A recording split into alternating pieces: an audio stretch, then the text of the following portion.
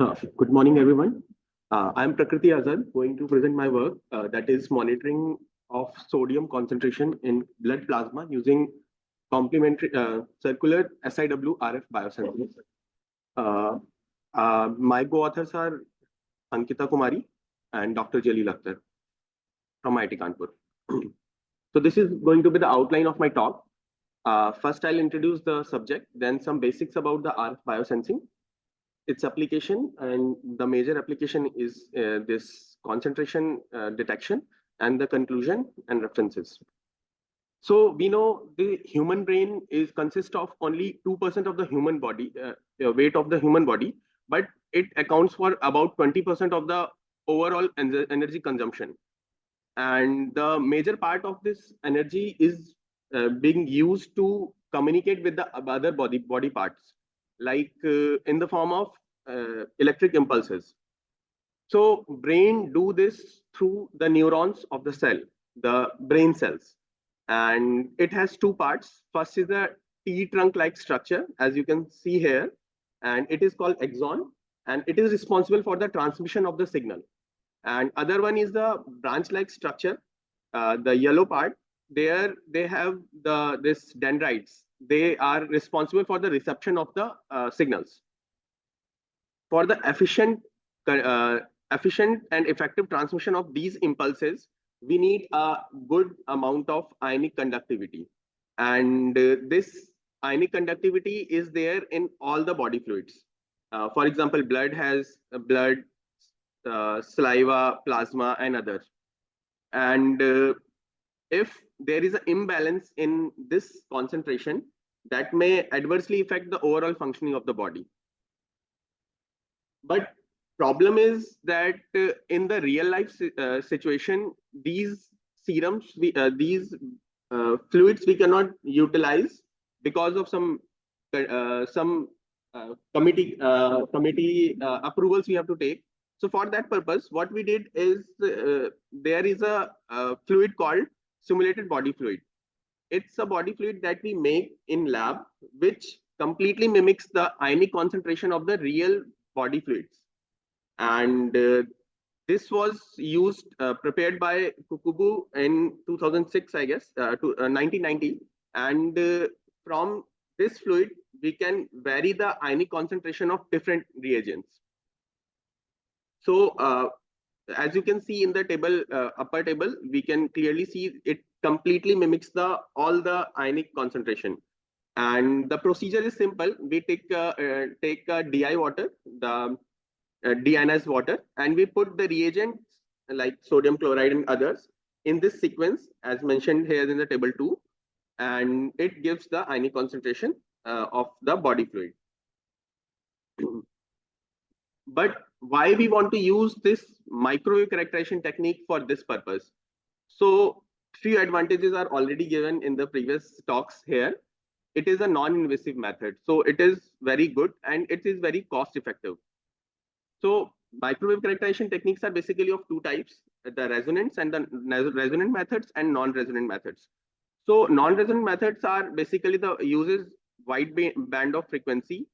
They are like rectangular waveguides, open-ended coaxial probe methods. Good thing about non-resonant methods are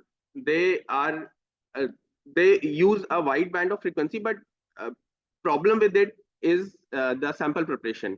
We need to prepare a sample of fixed dimension, and this is a drawback for this. Whereas resonant methods are there, they use discrete frequency points, and they work on the principle called cavity perturbation theory. So in the lower figure, we can clearly see one cavity is there. It has its inherent permeability, and once we introduce a sample in it, it changes the overall frequency, the resonant frequency, resonance nature of the whole circuit. So on the basis of knowing the volume of this cavity, the sample, we can predict the permittivity and the permeability of the sample. These are some popular RF sensors. First one is the split ring resonator structure. The blue part represents the copper or the metal, and Second one is the CSRR, complementary split ring resonator structure. And last, the conventional waveguides are also there, and they are very good because they don't have very much losses in it. And they, for biomedical application, they are very good because they have a very good quality factor. So problem with this conventional waveguide is they are very hard to fabricate very hard to fabricate. So for this, scientists came up with a solution that is called substrate integrated waveguides. So what they did is they fabricate this waveguide into a substrate by using the via arrangement of metallic via arrangements, like you can see in this figure.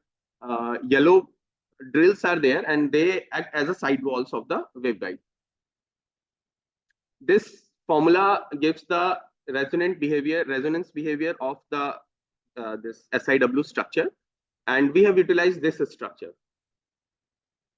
So what we did in the first part of our work, we compared we changed the via arrangement. Like the conventionally, most of the people use this via arrangement, straight via arrangement, and they make a cavity here. But we have compared that if we change the via arrangement to the circular nature, then it gives a very good change, very good improvement, about 17% improvement in the quality factor of the resonance structure. And we put the sample in the center part where the field concentration, E field concentration is very high. So we drilled a hole here and we put our sample in it. So this is the simulated and the fabricated results, and there are small changes, and there might be some fabrication errors or some more errors are maybe there. So that's why it's not completely replicating it. So this is the measurement setup. What we did is we put a glass tube in it. We used that formula that I've shown before to get 3 samples of SB of simulated body fluid. First one is for 142 millimole per liter sodium ion concentration, and other is 120 and 150. These 3 are put one by one into the glass tube in the center sensor, and it has shown a good significant shift in the this S21 magnitude, frequency and magnitude both, but we are utilizing the frequency aspect here, and it almost gives a linear behavior in the plot.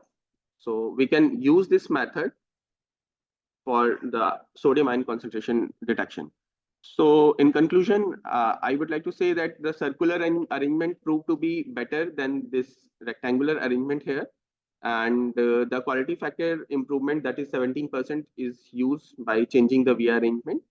And this overall change in resonant frequency or the magnitude of S21, both can be used for this purpose. Thank you.